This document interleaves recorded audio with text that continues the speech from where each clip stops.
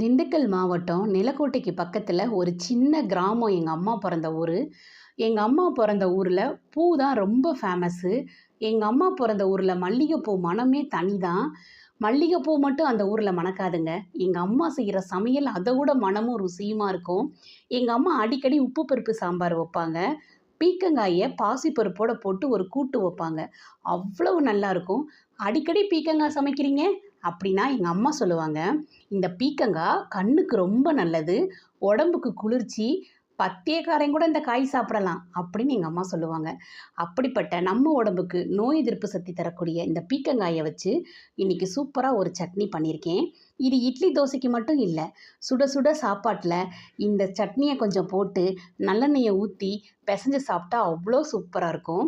இந்த சட்னியை நீங்களும் ஒரு வாட்டி ட்ரை பண்ணி பார்த்துட்டு டேஸ்ட் எப்படி இருந்துச்சுன்னு எங்களுக்கு கமெண்ட்டில் சொல்லுங்கள்.